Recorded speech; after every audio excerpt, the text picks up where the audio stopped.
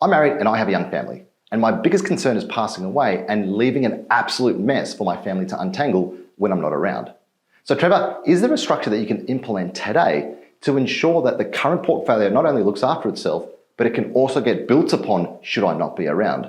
In other words, is there a strategy that we can implement with the right structure that ensures legacy and intergenerational wealth for my family? Thanks, Drew. Intergenerational wealth is a fascinating subject, and I'm getting asked more and more frequently how clients can structure their property investment so they can leave a legacy for future generations to enjoy. A quick disclaimer. All concepts discussed today are general in nature. It's really important that you speak to an appropriately qualified tax accountant and lawyer before making any property purchases. When structuring for legacy, we need to consider longevity, asset protection, income flexibility, tax flexibility. The best way to do this is to combine a trust and a company together into one structure. Let's look at an example of a property investor who's looking to buy multiple properties in New South Wales. The first thing we would do is set up a company with a shareholder trust. We would use the company to purchase the properties. This is primarily because companies are entitled to a $969,000 land tax threshold.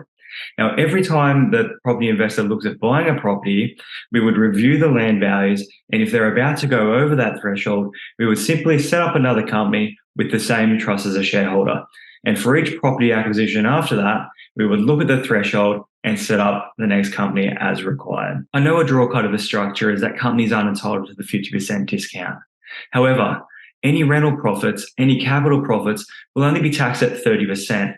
And if the company declares a dividend to the shareholder trust and that trust distributes the profits amongst the family group, a 30% tax credit will be distributed with that profit, meaning that individuals will only pay top-up tax to their marginal tax rate. Other great features include a fixed tax rate, the ability for the company to retain profits to make investment in further properties or to pay down existing bank loans.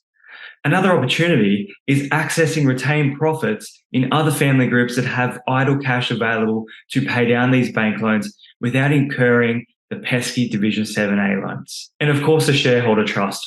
When a dividend is paid, the trustee in their absolute discretion can choose who to distribute profits to amongst the family group. It really is a great structure for longevity, maximum asset protection, and maximum flexibility.